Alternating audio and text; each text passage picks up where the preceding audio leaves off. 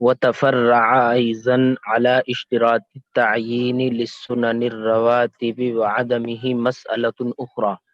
هي لو صلى بعد الجمعة أربعا في موضع يشك في صحة الجمعة ناويا آخر ظهر عليه، أو أول ما أدرك وقته ولم يؤده ثم تبين صحة الجمعة، فعلى الصحيح المعتمد تنوب عن سنة الجمعة حيث لم يكن عليه ظهر فائت، وعلى القول الآخر لا، كما في فتح القدير. وهو أيضا يتفرع على أن الصلاة إذا بطل وصفها لا يبطل أصلها على قول أبي حنيفة وأبي يوسف خلافا لمحمد، فينبغي أن يقال فيها إنها تكون عن السنة إلا على قول محمد، وينبغي أن تلحق الصيامات المسنونة بالصلوات المسنونة فلا يشترط لها التعيين، ولم أر من نبه عليه. وتفرع أيضا على اشتراط التعيين للسنن الرواتب وعدمه مسألة أخرى. مؤکدہ سنتوں میں تعین کے شرط ہونے و نہ ہونے پر ایک دوسرا مسئلہ بھی متفرع ہے، وہ یہ کہ اگر جمعے کے بعد 4 رکعت پڑھیں ایسی جگہ میں جہاں جمعے کے صحیح ہونے میں شک ہے، اس آخری ظہر کی نیت سے جو اس کے ذمے میں ہو، یا اس اول ظہر کی نیت سے جس کا وقت اس نے پایا اور اسے ادا نہیں کیا، پھر جمعے کا صحیح ہونا ظاہر ہو گیا، تو صحیح و معتمد قول کے مطابق وہ سنت جمعہ کے قائم مقام ہو جائیں گی، جبکہ اس کے ذمے کوئی چھٹی ہوئی ظہر نہ ہو، اور دوسرے قول کے مطابق وہ سنت جمعہ کے قائم مقام نہیں ہوں گی۔ فتح القدیر میں ایسا ہی ہے۔ اور یہ اس پر بھی متفرع ہے کہ اگر نماز کا وصف باطل ہو جائے تو اس کی اصل باطل نہیں ہوتی۔ امام ابو حنیفہ اور امام ابو یوسف رحمہم اللہ کے نزدیک امام محمد رحمہ اللہ کے برخلاف، تو مناسب ہے کہ کہا جائے اس میں، اس سلسلے میں، کہ وہ جمعے کی سنت کے قائم مقام ہو جائیں گی سوائے امام محمد کے قول کے۔ اور مناسب ہے، یہاں یہ مناسب یجب کے معنی میں ہے، ضروری ہے کہ مسنون روزوں کو، سنت روزوں کو سنت نمازوں کے ساتھ لاحق کیا جائے، چنانچہ ان کے لیے تعیین شرط نہیں ہے، اور میں نے کسی کو نہیں دیکھا جس نے اس پر تنبیہ کی ہو۔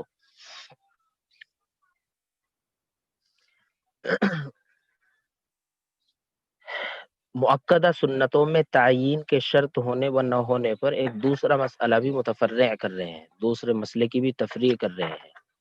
ابھی پیچھے بیان کیا تھا کہ فقہا کے 2 گروپ ہیں، نوافل کے بارے میں تو طے ہے کہ وہ مطلق نیت سے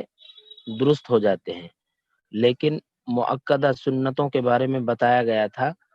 کہ تعیین کے شرط ہونے و نہ ہونے میں فقہا کے 2 گروپ ہیں۔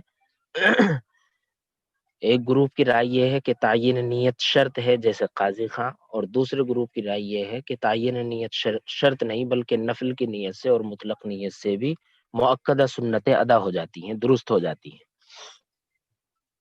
تو یہاں پر بھی ایک مسئلے کی تفریع کر رہے ہیں، یعنی مؤکدہ سنتوں میں تعین کے شرط ہونے و نہ ہونے پر ایک دوسرے مسئلے کی اور تفریع بیان کر رہے ہیں۔ مسئلہ یہ ہے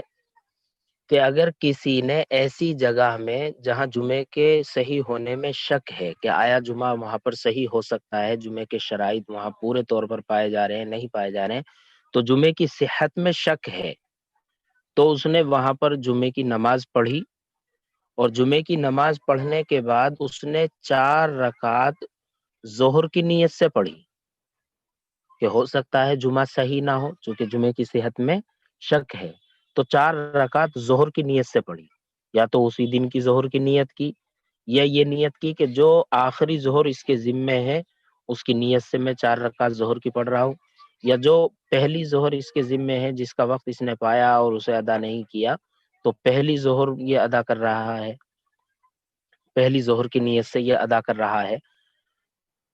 پھر بعد میں یقینی طور پر معلوم ہو گیا کہ جمعہ اس جگہ میں صحیح ہے، جمعے کے پورے شرائط یہاں پر پائے جا رہے ہیں اور جمعہ صحیح ہے، تو اب کیا حکم ہے؟ تو بتا رہے ہیں کہ صحیح اور معتمد قول یہ ہے کہ وہ 4 رکعتیں ظہر کی تو مانی نہیں جائیں گی، اس لیے کہ اس دن کی ظہر اس کے ذمے نہیں ہے، اور وہ نہیں ہے کا مطلب یہ ہے کہ وہ لازم ہی نہیں ہے، اس لیے کہ جب جمعے کا صحیح ہونا معلوم ہو گیا تو آج کی ظہر اس کے ذمے میں لازم نہیں ہوئی، ظہر ہے ہی نہیں اس کے ذمے، اور آخری پہلی ظہر یا آخری ظہر بھی اس کے ذمے میں کوئی نہیں ہے، یعنی کوئی ظہر کی نماز اس کے ذمے میں واجب بھی نہیں ہے، پہلی ظہر کوئی تو صحیح اور معتمد قول یہ ہے کہ وہ پھر 4 رکعتیں جمعے کی سنت کے قائم مقام ہو جائیں گی، جمعے کے بعد جو 4 رکعت پڑھی جاتی ہیں ان سنت کے قائم مقام ہو جائیں گی، لیکن شرط یہی ہے کہ کوئی چھٹی ہوئی ظہر اس کے ذمے میں نہ ہو، آج کی ظہر تو اس پر لازم ہی نہیں، اس لیے کہ جمعہ صحیح ہو گیا، جمعے کی صحت یقینی طور پر معلوم ہو گئی، اور پچھلی بھی کوئی ظہر اس کے ذمے میں نہیں ہے، یہ شرط ہے، تو اس صورت میں وہ 4 رکعتیں جمعے کی سنتوں کے قائم مقام ہو جائیں گی، اور دوسرا قول یہ ہے کہ وہ 4 رکعتیں جمعے کی سنتوں کے قائم مقام نہیں ہوں گی، قاضی خان وغیرہ کا جو مسلک بیان کیا تھا وہ یہ ہے، اور فتح القدیر میں بھی ایسا ہی ہے، تو قاضی خان کا جو مسلک تھا چونکہ سنت مؤکدہ کے لیے بھی تعین نیت شرط ہے، سنت کے لیے بھی تعین نیت شرط ہے، تو یہاں تعین نہیں پائی گئی، اس وجہ سے وہ سنت جمعہ کے قائم مقام نہیں ہوگی لیکن جن فقہا کے یہاں تعین نیت شرط نہیں ہے تو ان کے یہاں یہ سنت جمعہ کے قائم مقام ہو جائیں گی۔ حیث لم یکن علیہ ظہر فائت، یہ گویا شرط کے درجے میں ہے، اگر کوئی چھٹی ہوئی ظہر اس کے ذمے میں ہے، مثلا اس نے اس نیت سے 4 رکعت پڑھی کہ جو آخری ظہر اس کے ذمے میں ہے وہ پڑھ رہا ہوں، یا جو پہلی ظہر اس کے ذمے میں ہے جس کا وقت اس نے پایا تھا اور اسے ادا نہیں کیا تھا تو اس کو پڑھ رہا ہوں، تو اگر واقعتاً اس کے ذمے کوئی ظہر کی نماز ہے تو پھر اس صورت میں وہ ظہر کی نماز ہو جائے گی، اور یہ سنت جمعہ کے قائم مقام نہیں ہوگی، جمعے کی سنت نہیں سمجھی جائیں گی، بلکہ وہ ظہر کی نماز ہی مکمل ہوگی۔ لیکن اگر کوئی ظہر کی نماز اس کے ذمے نہیں ہے اور جمعے کی صحت معلوم ہو گئی ہے تو پھر اس صورت میں صحیح اور مفتابی قول یہی ہے کہ وہ سنت جمعہ کے قائم مقام ہو جائیں گی۔ وَهُوَ أَيْضًا يَتَفَرَّعُ عَلَىٰ أَنَّ الصَّلَاةَ، اس مسئلے کی یعنی جو ابھی مسئلہ بیان کیا ہے ایک دوسری اصل جو اختلافی اصل ہے اس پر بھی گویا اس کی تفریع ہو سکتی ہے، وہ اصل کیا ہے کہ اگر نماز کا وصف باطل ہو جائے تو اصل باطل نہیں ہوتی، اصل اگر وہ اس ذمہ داری سے بری نہیں ہو رہا ہے، یعنی فرض جو وصف کے درجے میں ہے وہ باطل ہو رہا ہے، یعنی وصف باطل ہو رہا ہے، اور یہ نمازی جو ہے اس نماز کے ذریعے جو ہے اپنی ذمہ داری سے بری نہیں ہو سکتا ہے، تو پھر اس صورت میں اصل نماز ہی باطل ہو جائے گی۔ تو اب یہاں پر جو اس نے جمعے کے بعد 4 رکعت پڑھی ہے اور جمعے کا صحیح ہونا بھی معلوم ہو گیا ہے اور کوئی ظہر کی نماز اس کے ذمے نہیں ہے، تو وصف یعنی اصل فرضیت جو ہے باطل ہو گئی، اور اب کوئی صورت ایسی نہیں رہی کہ اس نماز کے ذریعے جو ہے یہ کسی فریضے سے سبک دوش ہو، کسی فریضے کی ذمہ داری سے بری ہو، اب کوئی ایسی شکل نہیں رہی، لہذا اب جو ہے یہ 4 کی 4 رکعتیں جو اس نے پڑھی ہے یہ باطل ہو جائے گی، یعنی یہ نفل بھی نہیں ہوں گی، لیکن اگر وہ نماز ایسی ہے کہ وہ اس ذمہ داری سے بری ہو سکتا ہے، اس فریضے کی ادائیگی سے بری ہو سکتا ہے اس کو ادا کرنے کے ذریعے، مثلا ایک آدمی مسجد میں آیا ظہر کی نماز پڑھنے کے لیے اور اسے اندازہ ہوا کہ شاید جماعت ہو چکی ہے، ظہر کی نماز جماعت کے ساتھ ادا ہو چکی ہے، اس نے اپنی نماز شروع کی اور پہلی رکعت پڑھی تھی کہ جماعت کھڑی ہو گئی، پہلی رکعت پڑھی تھی کہ اب جماعت کھڑی ہو گئی، تو اب اس نے ایک دوسری رکعت اور ملائی اور ملانے کے بعد 2 رکعت پر سلام پھیر کے جماعت میں شریک ہو گیا، تو اب دیکھیے اگر یہ 2 رکعت مکمل نہ کر کے بلکہ 4 رکعت ہی مکمل کر لیتا تو یہ اس کے ذمے سے فریضہ ادا ہو سکتا تھا، یہ فریضے کی ذمہ داری سے سبکدوش ہو سکتا تھا۔ تو اب حکم یہ ہے کہ یہ 2 رکعت جو اس نے یعنی 1 رکعت کے ساتھ جو دوسری رکعت ملائی ہے اور 2 رکعت پہ اس نے سلام پھیرا ہے، یہ نفل ہو جائیں گی، یہ نفل ہو جائیں گی۔ اور پہلی صورت میں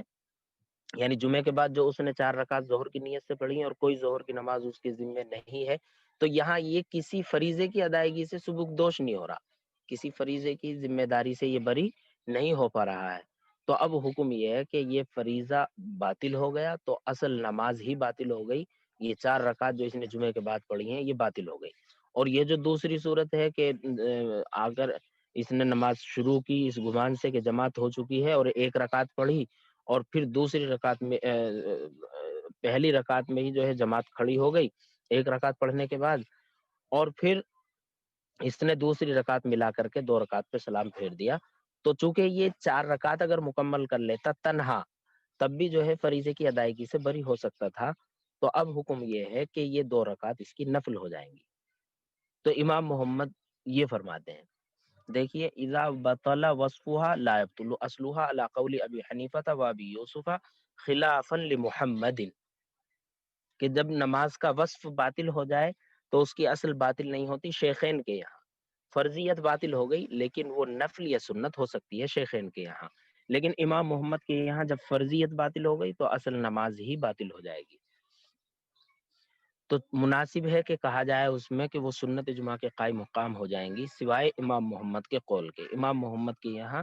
وہ، لیکن امام محمد کا جو یہ ضابطہ ہے کہ وصف کے باطل ہونے سے اصل باطل ہو جاتی ہے، یہ صرف اس مذکورہ بالا مسئلے میں ہے، تمام عبادات میں یہ حکم نہیں ہے، یہ بھی یاد رکھیں، تمام عبادات میں یہ حکم نہیں ہے، اس لیے کہ اگر کسی نے حج بدل ادا کیا کسی کی طرف سے تو اس میں عامر کا عاجز ہونا ضروری ہے، یعنی جس کی طرف سے وہ حج بدل کر رہا ہے فرض حج بدل، تو اس صورت میں عامر کا عاجز ہونا ضروری ہے۔ عامر یا تو عاجز ہو یا عاجز نہ ہو، لیکن جس وقت ادائیگی حج کی ادائیگی کا وقت ہے اس وقت جو ہے اس کا عجز ختم ہو گیا، تو فرض حج بدل کے لیے گویا یہ شرط ہے عاجز ہونا، یعنی عامر کا جو حکم دینے والا ہے اس کا عاجز ہونا شرط ہے۔ اب اگر عجز ختم ہو گیا ادائیگی کے وقت یا وہ عاجز نہیں ہے تو یہ فرض حج بدل اس کی فرضیت جو ہے ساقط ہو جائے گی، فرض باطل ہو جائے گا، لیکن اس کے باوجود امام محمد فرماتے ہیں کہ معمور اگر حج نفل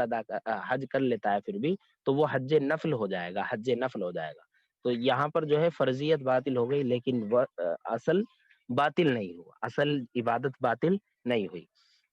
حالانکہ یہاں پر جو ہے فرضیت باطل نماز میں فرض کے باطل ہونے سے اصل کے بطلان کا حکم لگایا امام محمد نے، تو گویا یہ صرف اس مذکورہ بالا صورت میں ہے، تمام عبادات میں یہ حکم نہیں ہے، تمام عبادات میں یہ حکم نہیں ہے۔ تو امام محمد کے یہاں بھی یہ حج نفل ہو جائے گا، حالانکہ فرضیت باطل ہو چکی ہے فرض حج بدل کی۔ وَيَنبَغِي أَن تُلْحَقَ الصِّيَامُ الْمَسْنُونَةُ بِالصَّلَوَاتِ الْمَسْنُونَةِ، اور ضروری ہے کہ مسنون روزوں کو مسنون نمازوں کے ساتھ لاحق کیا جائے، چنانچہ ان میں تعین شرط نہیں ہے، اور میں نے کسی کو نہیں دیکھا کہ جس نے اس پر تنبیہ کی ہو، یعنی جو حکم مسنون نمازوں کا ہے سنت نمازوں کا ہے وہی حکم جو ہے سنت روزوں کا ہے کہ ان میں تعین شرط نہیں ہے، ان میں تعین شرط نہیں، جب سنت نمازوں میں تعین شرط نہیں ہے تو اسی پر قیاس کرتے ہوئے مصنف بتا رہے ہیں کہ سنت روزوں میں بھی تعین شرط نہیں ہے، اور یہ کہہ رہے ہیں کہ میں نے کسی کو نہیں دیکھا جس نے اس پر تنبیہ کی ہو، یعنی میں نے خود اس مسئلے کا استنباط کیا ہے، استخراج کیا ہے یا قیاس کیا ہے سنت نمازوں پر سنت روزوں کو۔ اس پر بھی اعتراض ہے کہ شرع وقایع میں اس طرح کی عبارت ہے، یعنی والنفل بنیتہ و بمطلق نیتی، اس طرح کے الفاظ ہیں شرع وقایع میں، تو اس کا جواب یہ ہے کہ مصنف نے ایک تو یہ بات کہی ہے کہ میں نے کسی کو نہیں دیکھا، یعنی ہو سکتا ہے مصنف نے جب یہ مسئلہ لکھا ہو تو مصنف کی نظر وہاں تک نہ پہنچی ہو۔ دوسری بات یہ ہے کہ شرع وقایع میں جو عبارت ہے وہ نفلی روزوں کو لے کر ہے، نفلی روزوں، اور یہاں مصنف جو بتا رہے ہیں وہ سنت روزوں کے بارے میں بتا رہے ہیں، سنت روزے جیسے یوم نحر کا روزہ یا ایام 20 کے روزے ہوتے ہیں، مہینے کے 3 دن جو روزے رکھے جاتے ہیں 13 14 15 تاریخ میں، جو مسنون روزے ہیں، تو ان کے بارے میں مصنف نے فرمایا کہ سنت روزوں کو سنت نمازوں کے ساتھ لاحق کیا جائے، لہذا ان میں تعیین شرط نہیں ہے۔ ایک مرتبہ شروع سے ترجمہ دیکھیں، وتفرع ايضا على اشتراط التعيين للسنن الرواتب وعدمه مسألة اخرى، اور مؤکدہ سنتوں میں تعیین کے شرط ہونے و نہ ہونے پر ایک دوسرا مسئلہ بھی متفرع ہے، هي لو صلى بعد الجمعة أربعا في موضع يشك في صحة الجمعة ناويا آخر ظهر عليه أو أول ما أدرك وقته ولم يؤديه ثم تبين صحة الجمعة فعلى الصحيح المعتمد تنوب عن سنة الجمعة حيث لم يكن عليه ظهر فائت وعلى القول الآخر لا كما في فتح القدير۔ وہ یہ کہ اگر کسی نے جمعے کے بعد 4 رکعت پڑھی ایسی جگہ میں جہاں جمعے کے صحیح ہونے میں شک ہے، اس آخری ظہر کی نیت سے جو اس کے ذمے میں ہو، یا اس اول ظہر کی نیت سے جس کا وقت اس نے پایا اور اسے ادا نہیں کیا، پھر جمعے کی صحت ظاہر ہو گئی، جمعے کا صحیح ہونا ظاہر ہوا، تو صحیح اور معتمد قول کے مطابق وہ سنت جمعہ کے قائم مقام ہو جائیں گی،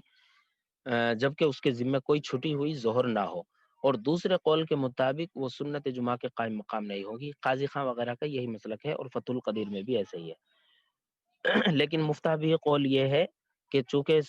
سنتوں میں تعیین نیت شرط نہیں ہے،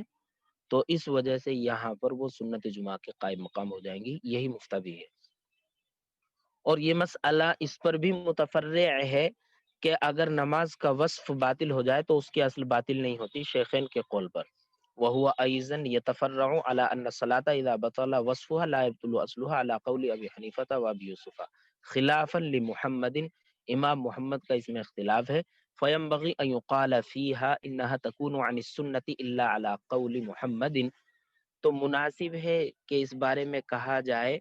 کہ وہ سنت کے قائم مقام ہو جائیں گی سوائے امام محمد کے قول کے۔ وينبغي أن تلحق الصيامات المسنونة بالصلوات المسنونة فلا يشترط لها التعيين ولم أر من نبه عليه، اور مناسب ہے کہ مسنون روزوں کو مسنون نمازوں کے ساتھ لاحق کیا جائے، چنانچہ ان کے لیے تعیین شرط نہیں ہے، اور میں نے کسی کو نہیں دیکھا جس نے اس پر تنبیہ کی ہو۔